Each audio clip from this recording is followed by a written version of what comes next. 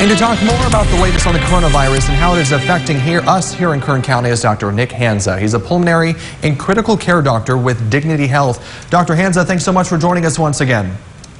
Good morning, Alex. I want to talk a little bit about where we are right now here in Kern County. We saw a very low number of new cases announced yesterday. 25 new cases announced, no new deaths were reported, and we're continuing to see the decline in hospitalizations. It all looks like great news, but as we start to gear up in the coming months, are there still concerns that this virus is going to rapidly increase, similar to what we saw back in the summer months, in June and into July? Is there that concern that we're going to see that same pattern? Well, let me start by saying, if you recall our discussion about a couple weeks ago during the Labor Day run-up, I said that, a lot of us in the healthcare arena really felt confident that the community would actually do well with the Labor Day, and I think we have, and we need to actually give ourselves credit for that. Having said that, obviously, it's an infectious disease.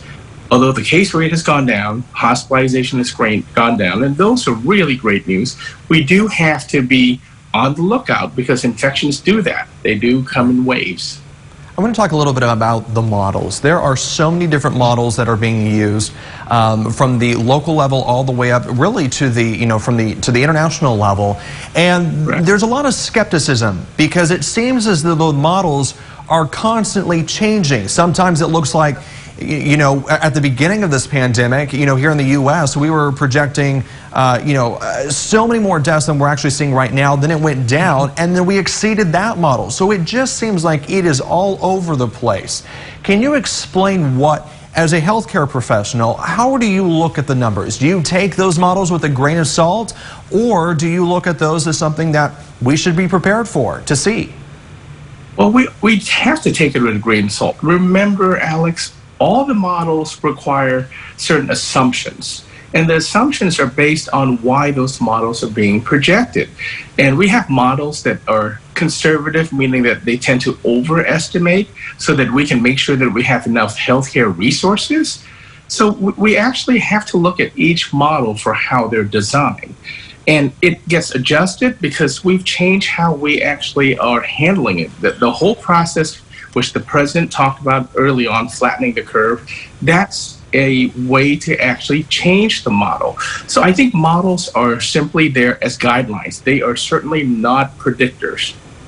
I want to talk about testing, because one of the things that our local health department has said is, and our local officials, they're really trying to get the message out on the importance of testing. They say if you want schools to reopen, if you want churches to reopen, other places of houses of worship, restaurants and so forth, if you want those places to reopen, we have to test more. We're seeing other counties in California that have similar numbers in regards to a case rate, but their positivity rate is significantly lower than Kern County because they are testing more. What is your message to our community if they are starting to kind of question whether or not they should get tested, even if they're not showing symptoms? Well, I think there's two answers to that. Medically, I think we still recommend those who are symptomatic or those who have close contact with people who have the virus to be tested. I do think that the governor's metrics is something different. And I have to say that professionally, I don't agree with it, because if we see hospitalization and illness going down, the thought that we have to maintain a certain test level, it seems counter to what we have been doing in the healthcare business for years.